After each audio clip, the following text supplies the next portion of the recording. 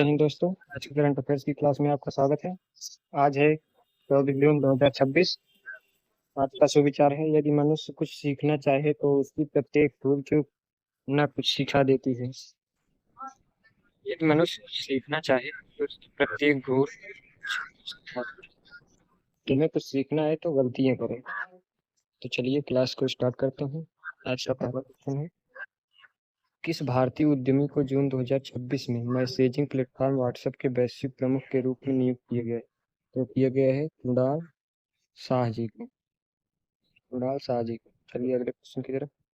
हाल ही में जर्मनी के Miroslav close को पीछे छोड़कर फीफा विश्व कप के इतिहास में सबसे अधिक गोल करने वाले दिग्गज फुटबॉलर कौन बने हैं? तो ये बने हैं लियोनेल मेसी।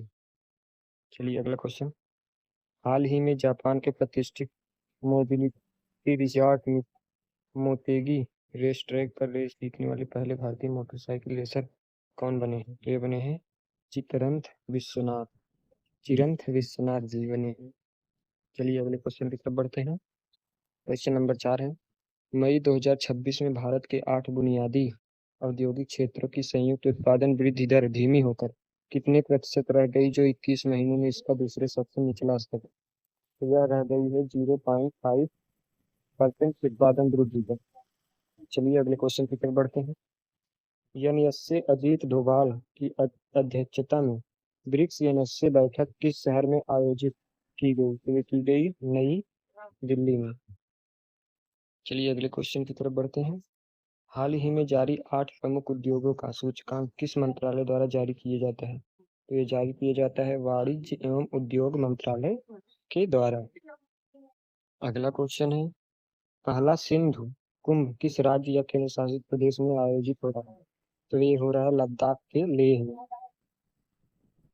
अगले क्वेश्चन की तरफ बढ़ते हैं।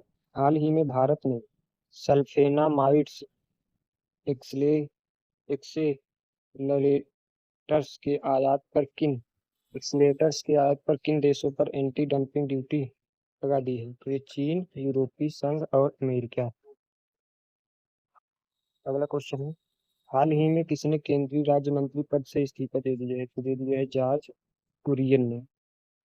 अगले क्वेश्चन की तरफ बढ़ते हैं। क्वेश्चन नंबर 10, हाल ही में चर्चा में रही निर्भय चेतना पहल किस केंद्रीय मंत्रालय द्वारा शुरू की गई? तो शुरू हुई थी पंचायती राज मंत्रालय द्वारा। अगला है, भारत में पहली बार ब्लू स्विमर क्रैब की फार्मिंग यानी पालन तकनीक का सफलतापूर्वक प्रदर्शन किस संस्थान द्वारा किया गया है? तो ये किया गया है ICAR द्वारा, central institute of fresh water aquaculture Chennai, जो कि चेन्नई में है। चलिए आगे बढ़ते हैं। शोधकर्ताओं ने किस झील के पास पाए गए प्राचीन मानव अवशेषों से यार्सीनिया पेस्टिस नामक प्लेग बैक्टीरिया के सबसे पुराने ज्ञात स्ट्रेन की खोज की है? तो ये है बैकाल झील में। चलिए अगले क्वेश्चन की तरफ। भारतीय पुरातत्व सर्वेक्षण द्वारा खुदाई में प्राप्त प्राचीन मानव कंकाल अवशेषों को आगे के अध्ययन के लिए ANSI को सौंपा गया। ये अवशेष किस प्रसिद्ध हड़प्पा स्थल से प्राप्त हुए थे? ये प्राप्त हुए थे राखीगढ़ी, जो कि हरियाणा में है।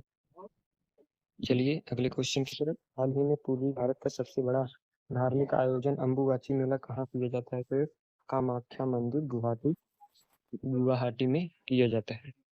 अगला क्वेश्चन है, अगला क्वेश्चन, इस दक्षिण अमेरिकी देश के राष्ट्रपति ने देश में आपातकाल की घोषणा की जो महाद्वीप में के केवल 2 स्थलीय प्रदेशों से एक है? तो ये है बोलीविया।